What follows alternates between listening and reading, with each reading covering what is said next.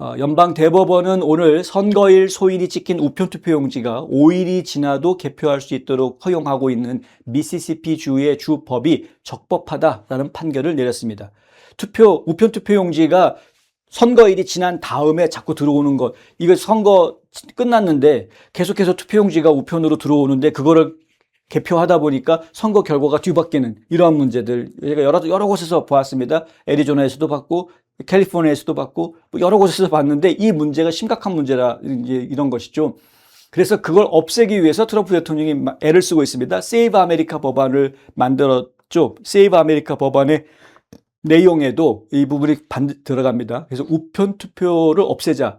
유니버설 메일인 보트라는 걸 없애자라는 이야기를 하는 거죠. 유권자 명부에 등록이 되어져 있으면 무조건 집으로 투표용지를 보내주는 이런 거를 없애버리자라는 겁니다. 그래서 특별한 사정이 있는 사람들만 부재자 투표하는 것으로, 특별한 유학생이라든가 군인이라든가 특별한 사정이 있는 사람들만 그렇게, 혹은 몸이 안 좋아서 투표소에 나올 수 없는 건강상의 문제가 있는 분들, 이런 경우만 부재자 투표로 우편 투표를 하게 해주고 나머지는 우편 투표 없애버리자.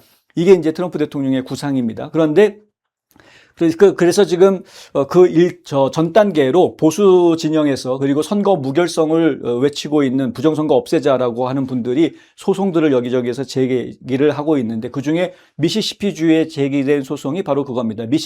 미시시피 같은 경우에는 이게 자세하게 좀 말씀을 드리자면 만약에 오늘이 투표하는 날이다. 그러면 오늘이 선거일인데 오늘로부터 5일까지는 오늘 날짜 도장이 있으면 혹은 오늘 날짜보다 이전 날짜에 도장이 찍혀져 있는 우편 투표용지가 도착을 하면 개표하는 것으로. 날짜가 선거일 이후에 소인이 찍혀 있는 투표용지는 이제 무효 처리해버립니다만 선거일 투표하기로 한 선거일 소인이 찍혀져 있는 우편 투표용지는 개표를 한다. 5일 뒤까지 들어와도. 미시시피주가 아무리 시골이라고 그래도 어디서든 붙였으면 5일 안에는 반드시 투표소에 도착을 하게 되어져 있죠. 오래 걸릴 이유가 없습니다. 보통은 이틀이면 됩니다. 이틀이면. 그래서 5일이면 시간을 많이 준 건데 어찌됐든 간에. 근데 이것이 문제다. 5일 안에 불법적인 조작이 있을 수 있다라는 의혹이 계속 제기되고 왔었습니다. 왜냐하면 생각해 볼 수 있는 문제 아닙니까? 우리 후보가 했는데 상대방 후보에 비해서 100표 뒤지는 거로 졌다. 야, 이거 100표 너무 아깝다. 뒤집자. 이럴 수 있는 거죠. 그러면 우편 투표를 가짜로 만들어가지고, 우편 투표를 만들어가지고, 그거를 우편으로 보내면서 소인 날짜는 그냥 선거일 날 있었던 거로 도장도 위조해가지고 찍어가지고 그냥 집어넣어 버리는 거 아니? 그러면 5일 뒤까지 들어왔는데, 갑자기 졌던 사람의 표가 더 많이 늘어나고, 이겼던 사람 표는 거의 안 들어오고, 그래서 결국은 결과가 뒤바뀌었다. 얼마든지 상상할 수 있는 부분입니다. 그러니까 투표용지 끼워 넣기 얼마든지 상상할 수 있는 부분이어서 그래서 사실은 이걸 불합리하다 이 방법은 하지 말자라고 소송을 제기를 했었던 거였습니다. 그런데 연방 대법원까지 올라간 결과 주에서 만든 이 법안은 합법이다 이렇게 연방 대법관들이 판결을 내린 겁니다. 이것이 결국은 도널드 트럼프 대통령의 선거 무결성 노력에 타격을 주었다라고 언론들이 일제히 보도했습니다. 제 생각은 좀 다릅니다, 여러분. 트럼프 대통령한테 굉장히 큰 타격을 준 것인 것처럼 보도를 하고 있는 것은 제가 볼 때는 좀 과도하다. 지금 이것이 무슨 대단히 큰 일이 벌어진 것처럼 보도하는 거는요, 이 일의 핵심 내용을 이해를 못해서 잘못 보도하고 있다라고 판단이 됩니다. 제가 설명을 좀 자세히 드리겠습니다. 에이미 코니 베럿 대법관, 바로 이분이죠. 이 베럿 대법관은 트럼프 대통령이 지명해서 대법관이 된 분입니다. 그런데 이 베럿 대법관이 오늘 판결문에 어떻게 썼냐 하면 세 개의 연방 법률이 이미 연방 하원, 연방 상원의원, 그리고 대통령 선거 하는 날짜를 정하고 있다. 미시시피 주 법은 선거일 소인이 찍혔지만 최대 5일 후까지 도착한 부재자 투표용지도 개표할 수 있도록 허용하고 있다. 자, 여기에서 여러분들이 관심 있게 주목해 보셔야 되는 게 부재자 투표용지입니다. 부재자 투표용지. 미시시피주는 유니버설 메일인 보팅 하는 데가 아닙니다. 그러니까 무조건 집으로 다 투표용지를 보내주는 그런 시스템이 아닙니다. 특별한 사정이 있는 사람들만 부재자 투표를 신청을 해서 나는 투표소에 갈 수가 없으니까 투표용지를 우리 집으로 보내주세요 라고 신청을 해서 받아서 투표해가지고 우편으로 보내주는 시스템입니다. 그러니까 이미 트럼프 대통령이 반대하고 있는 유니버설 메일링 보트하고는 결이 다릅니다. 미시시피주는. 그 차이가 좀 있다라는 걸 기억을 해 주시고요. 예. 우리는 연방 선거일 관련 법률이 미시시피 주법보다 우선시하는지 여부를 결정해야 한다. 결론은 그렇지 않다는 것이다. 자, 연방 선거일 관련 법률이 미시시피 주법보다 더 우선시 돼야 되느냐? 그런데 그렇지 않다. 이겁니다. 대법관들은 5대4의 판결로 미시시피 주법이 대통령 상원, 하원 선거 시기를 규정한 연방 법규와 일치하지 않는다고 판단했었던 하급 법원의 결정을 뒤집었습니다. 소니아 소토마요르, 엘레나 케이건, 케탄지 브라운 잭슨 이 세 명은 민주당 사람들이고요. 진보 성향의 대법관들이고요. 존 로버츠 대법원장, 공화당인데 그리고 이 베럿 대법관, 트럼프가 임명한 사람인데 이 5명이 한 팀이 돼가지고 연방법보다는 주법이 더 우선시돼야 된다. 이렇게 판결을 내렸습니다.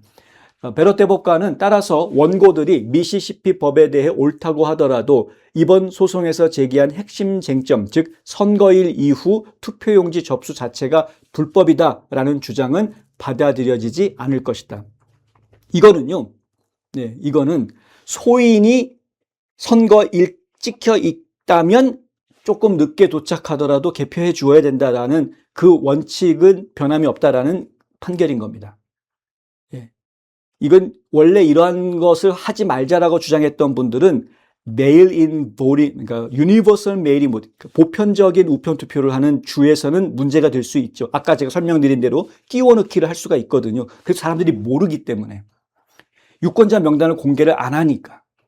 유권자 명단을 공개를 안 하면서 유권자 명단에 있는 사람들을 한테 전부 다 투표용지를 보내준다는 거 아닙니까? 유권자 명부에는 이미 돌아가신 분도 있고 타주로 이사 가가지고 거기 살지도 않는 분들도 있고 불법 체류자임에도 불구하고 유권자 명부에 들어가 있는 사람들도 있습니다. 그런데 그 유권자 명부는 공개를 하지 않으면서 무조건 우편투표 용지 들어오는 건 받아서 개표를 해야 되자 이러면 이거는 충분히 부정의 소지가 있다라는 것이 이 보수주의자들 그리고 부정선거가 있다라고 주장하는 분들의 한결같은 생각입니다. 같은 주장입니다. 그런데 미시시피는 얘기가 달랐던 겁니다. 미시시피는 아무한테나 우편투표용지를 보냈던 게 아니었고 신청한 사람들한테만 우편투표용지가 가는 개념이었기 때문에 추적이 가능합니다. 우편투표용지가 발송된 숫자하고 그리고 걷어들인 거하고 대조를 할 수가 있어서요. 얼마든지 추적이 가능합니다. 그래서 실제로 우편투표용지가 발송된 게 100개인데 들어온 거는 200개니까 이거는 말이 안 된다. 부정선거다. 이렇게 얘기할 수 있는 근거가 있습니다. 유니버설 메일인 보트는 그게 안 됩니다. 투표율이 100%가 되지 않고서는 불가능합니다. 그래서 안 되는 겁니다. 그래서 그 트럼프 대통령이 안 된다라고 이야기하는 거하고 요번에 지금 대법원이 판결을 내린 거하고는 좀 결이 다르다라는 걸 분명히 이해를 하셔야 된다. 선거일 관련 법규에는 투표용지 접수에 대한 언급이 없고 의회가 선택한 문구에 우리가 덧붙일 수는 없다. 이게 이제 대법관의 판결인데요. 아까도 말씀드렸지만 선거는 주의 권한입니다. 주 국무부가 총괄을 하는 것이고요. 각 주에서도 국무부 역할은 총괄 역할만 하는 것이지 실제 선거의 시행은 각 카운티별 선관위원들이 하고 있습니다. 그래서 실제로는 카운티 정부가 선거의 실질적인 행정 부분을 담당을 하고 있고요. 주의회가 법을 만듭니다. 선거법을. 주마다 선거법이 그래서 다 다릅니다. 이거는 주권입니다. 주권. 주가 가지고 있는 권리입니다. 그래서 연방정부나 연방법원이나 연방의회가 이거에 간섭을 할 수가 없다라는 겁니다. 사실 이번 판결의 의미는 상당히 제한적이다. 저스터 뉴스에서 이렇게 보도를 했는데요. 이 판결은 단지 연방법상 선거일 이후에 도착했지만 선거일 소인이 찍혀져 있는 투표용지를 주정부가 집계하는 것 금지하지 않는다. 이것만 확인해 준 거다. 그 이상도 그 이하도 아니다. 이거 확대 해석하면 안 된다라는 이야기입니다. 지난해 트럼프 대통령은 올해 11월 달에 있을 선거 전에 전국적으로 우편투표 사용을 종료하겠다라고 공언한 바 있습니다. 이 때문에 이번 판결이 트럼프 대통령한테 타격을 줬다라는 보도가 쏟아져 나왔습니다. 이렇게 되면 우편 투표 다 인정하는 거 아니냐? 이런 식의 말들을 막 사람들이 하고 있는 거죠. 그런데 결론부터 말씀드리면 아니요. 그거는 대법관에서 나온 판결이 어떤 판결인지 몰라서 하는 말입니다. 예. 실제로 지금 대법관들이 내린 판결은 그런 판결이 아닙니다. 제가 판단하기에는 연방 대법관들한테 우리 유니버설 메일링 보트, 본인이 원하든 원하지 않든 간에 유권자 명부에 내 이름이 있으면 무조건 투표용지를 나한테 보내주는 이런 방식, 이거 찬성합니까 반대합니까? 라고 연방 대법관들한테 물어보면 6대3 정도 나올 것 같습니다. 반대한다. 그거는 부정의 소지가 많고 위험한 방식이고, 뭐 어쩌고 저쩌고. 그래서 결국은 반대한다. 이렇게 결론이 나올 겁니다. 연방 대법원에서는. 그러니까 크게 염려할 부분이 아니다. 미시시피주는 2020년 코로나19 팬데믹에 대응해서 선거일 소인이 찍히고 선거일로부터 5일 이내에 도착한 우편 투표용지를 유효표로 인정해주는 법을 통과시킨 바 있습니다. 이에 대해서 여러 전국 및 주 단위의 보수단체들이 소송을 제기했는데요. 해당 법이 1845년에 제정된 연방법, 즉 11월 첫째 주 월요일 다음 화요일을 선거일로 정하고 있는 법과 상충된다 이렇게 주장을 했던 겁니다. 그럼 화요일 날로 선거일을 정했으면 화요일 날 모든 게 다 끝나야 되는 것 아니냐? 투표는 그때 다 끝나야 되는 거다. 이렇게 주장을 한 것이죠. 5일 뒤까지 들어오는 걸 투표라고 받아주고 그래서는 안 된다. 이렇게 얘기를 했던 겁니다.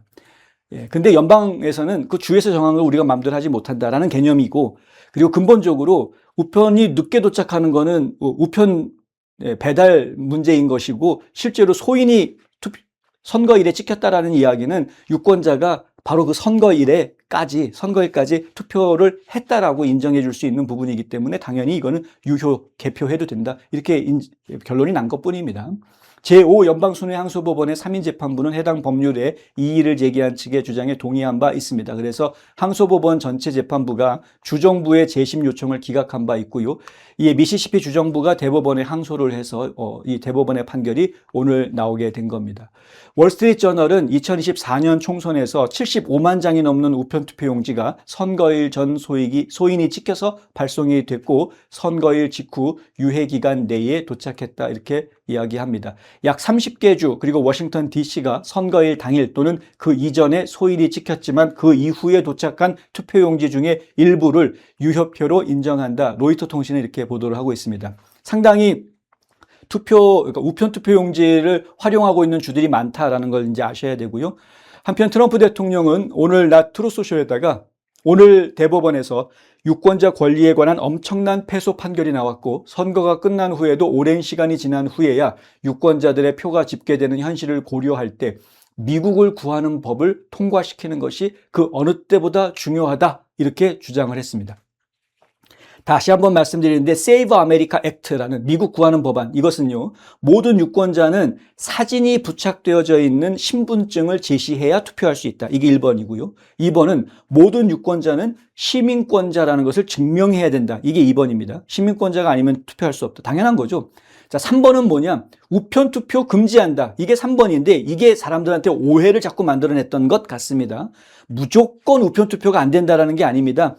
트럼프 대통령이 만든 세이브 아메리카 액트에 분명히 예외 조항이 있습니다. 질병, 장애, 군 복무, 여행의 경우는 제외한다 라고 예외가 있습니다. 예외. 그럼 이 사람들은 어떻게 해야 되느냐? 부재자 투표를 하는 겁니다. 우편 투표 용지를 신청을 해서 본인이 부재자 투표라는 이름으로 우편 투표 용지를 그러니까 투표 용지에 투표해가지고 우편으로 보내주는 거죠. 부재자 투표가 결국 우편 아닙니까? 그게 바로 트럼프가 이야기하고 있는 방식입니다. 트럼프가 우편 투표를 금지해야 된다라고 할 때 이 우편 투표는 부재자 투표를 이야기하는 것이 아니라 유니버설 메일링 보트, 그러니까 보편적 우편 투표라는 것이 안 된다라고 이야기하는 겁니다. 유권자들한테 무조건 다 그냥 투표용지 막 보내주는 이거 안 된다라고 얘기한 겁니다. 트럼프 대통령은 누구든 위의 세 가지 요건에 반대할 이유가 없다. 반대할 이유가 없죠. 예. 반대할 이유가 오직 하나 딱 있는데 그게 바로 부정행위다. 부정선거 없다라고 주장하는 사람들이 주장하는 이유는 딱 하나입니다. 예. 부정선거의 혜택을 보려고. 하원은 이 중요한 법안을 3번이나 통과시켰습니다. 하지만 상원은 그러지 못하고 있다. 이 세이브 아메리카 법안을 이야기하는 것인데요. 트럼프 대통령이 오늘 트루소쇼에다가 쓴 글에 나오는 이야기입니다. 제1차 세계대전, 2차 세계대전, 진주만 공격, 9.11 테러보다 더 위험한 공산주의 운동이 우리나라에서 강력하게 일어나고 있는 이 시기에 모든 민주당원들과 리사 머코스키, 수잔 콜린스, 그리고 톰 틸리스, 빌 캐시디, 미치 맥코넬 이 5명의 공화당 상원의원들은 Save America Act, 우리나라를 구하는 바로 이 법안에 투표해야 한다. 더 이상 변명은 없다. 트럼프 대통령이 아주 대놓고 이야기했습니다. 세게. 마이크 존슨 하원 의장은 이번 주 하원을 소집을 해서 이 세이브 아메리카 법안이 상원에서 과반 의석만으로 통과할 수 있도록 예산 조정 절차에 포함시키겠다라고 얘기했습니다. 자, 예산 조정 절차를 통하면은 필리버스터 규칙을 피해서 단순 과반수 51명이면 되는 건데요. 50명만 돼도 그러면 50대 50이 되면은 만약에 찬성 50, 반대 50 이렇게 상황에서 되면 그러면은 부통령이 나와서 브레이킹 보트라는 걸 할 수 있게 돼 있습니다. 근데 부통령이 지금 제이디 벤스죠. 그러니까 당연히 세이브 아메리카 법안 찬성하겠죠. 제이디 벤스는. 그래서 50명만 찬성하는 상원 의원들을 만들면 되는 구조를 하려고 하는 겁니다. 이걸 상원에서 자체적으로 예산 조정 법안에다가 이 내용을 넣으려고 했었는데 반대를 했었습니다. 중간에서 누가 반대를 했냐면은 상원에 있는 원내 사무총장이. 이 상원 사무총장이 버드룰이라는 게 있어요. 버드룰. 그게 뭐냐 하면은 이 법안이 지금 법적으로 문제가 되는 법안인가 아닌가를 검토하는 과정입니다. 근데 이거를 선출직 의원들, 연방 의원들이 하는 것이 아니고 그냥 직원이 합니다. 상원 직원이. 그 직원은 누가 뽑느냐? 상원 원내대표가 뽑습니다. 원내대표가 임명하고 해고도 할 수 있고 뭐 이렇습니다. 근데 이 직원이 안 된다고 그래요. 버텨가지고 안 됐습니다. 그 트럼프 대통령이 그 직원 해고해라 그랬거든요. 존 튠 원내대표한테 그 직원 해고해라. 근데 존 튠 원내대표가 해고는 안 됩니다. 거부했습니다. 그래서 해고도 안 되고, 이거 뭐 따로 법을 어떻게 통과시킬 방법도 못 찾고 막 이런 상황이 된 거죠. 그래서 마이크 존슨 하원 의장이 상원이 못하면 우리가 해줄게 이렇게 된 겁니다. 그래서 마이크 존슨 하원 의장이 이번 주 중에 이 세이브 아메리카 법을 예산법 안에다가 포함을 시켜서 그래서 지금 하원을 통과를 시켜가지고 상원으로 보내겠다 이렇게 지금 얘기를 하고 있는 겁니다. 그러면 이미 하원을 통과한 법안에 포함되어져 있는 내용이기 때문에 상원의 이 사무총장이 끼어들어가지고 이거 안 됩니다라고 할 수가 없는 거죠. 그래서 이게 예산조정 법안으로 상원에 올라오게 되면 그럼 상원에서는 단순 과반수 50명만 모이면 되는 겁니다. 그런데 아까 지금 저희가 명단 읽어드린 것처럼 트럼프 대통령도 알고 있습니다만 리사 머코스키, 수잔 콜린스, 톰 틸리스, 빌 캐시디, 미치 맥코넬 이 5명이 문제입니다. 이 5명이 아직 반대하고 있습니다. 상원 공화당 의원이 53명인데 3명까지는 반대를 하더라도 4명 이상 반대하면 안 되는 거거든요. 그럼 49표로 줄어들기 때문에. 그래서 지금 5명이 반대하고 있는 5명 중에서 2명을 좀 끌어들여야 됩니다. 찬성하라고. 현재 가장 가능성이 있어 보이는 사람이 수잔 콜린스하고 빌 캐시디라는 이 두 사람인데 실제로 할지 모르겠습니다. 빌 캐시디 같은 경우에는 뭐 실제로 찬성으로 돌릴 수 있다라는 얘기들이 많이 나왔습니다, 이미. 그런데 지금 수잔 콜린스가 생각을 바꿀지, 톰 틸리스가 생각을 바꿀지, 뭐 리사 머코스키나 미치 맥코넬은 끝까지 생각을 안 바꿀 것 같으니까. 하여튼 제가 좀 지켜봐야 될 그런 상황입니다. 이 상황에서 이걸 해야 되는데 설득을 해야 되는 거 아닙니까? 그러면 반대하고 있는 사람을 찬성으로 바꾸게 해야 되는 그 설득하는 노력을 존 튠 원내대표가 안 하고 있다는 거죠.